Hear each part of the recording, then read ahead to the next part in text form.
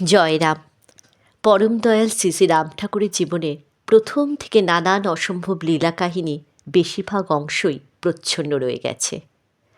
শ্রী শ্রী ঠাকুর মর্তে জনগণকে সেবা ধর্ম কী আর তার কর্মাবলীর মধ্য দিয়ে সেবা যত্ন কী প্রকার হওয়া উচিত শিখিয়ে গেছেন।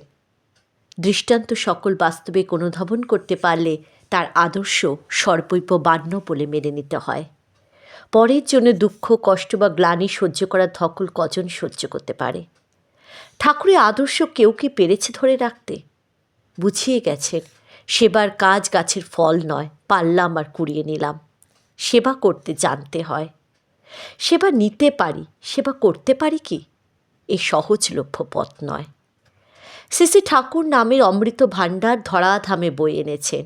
অকাতরে অমৃত নাম দাঁড়ে দাঁড়ে বিলিয়ে গেছেন। ঠাকুর জোর দিয়ে বলে গেছেন যে যা দিয়ে গেছেন বৃথা যাবে না। একটাই কথা, নাম করো, নাম বৃথা যায় না। নামরূপী চারাগাছ ফুলে ফলে সজ্জিত হয়ে মহীরুহ রূপে পরিপূর্ণতা লাভে অসাধারণ বৈচিত্র্য নিয়ে ঠাকুরের শ্রীচরণে নিজেকে সমর্পণ করে ধৈর্য সহকারে নামকে অন্তরের আসনে বসিয়ে নেবার সতত চেষ্টা চালাতে হয়, নাম যেন বৃথা না যায়। শ্রী শ্রী অনঙ্গদেব ছিলেন ঠাকুরের গুরু। গুরুদেব ছিলেন চিন্ময় রাজ্যের বিরাট পুরুষ।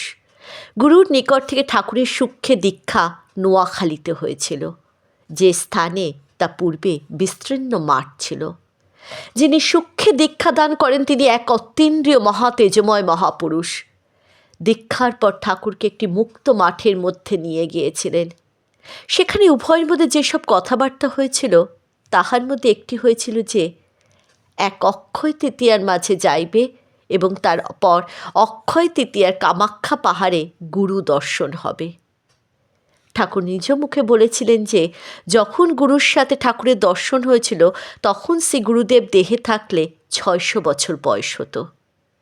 যে স্থানে দর্শন পেয়েছিলেন সেই মাঠেরই বাংলো বাড়িতে বর্তমান চৌমুহনীতে ঠাকুরের পবিত্র শ্রীদেহ সমাহিত হয়েছে। এইটি চৌমুহনী সমাধি মন্দির হিসাবে ভক্তদের নিকট পরিচিত পুণ্য আশ্রম। জয় রাম, জয় গোবিন্দ।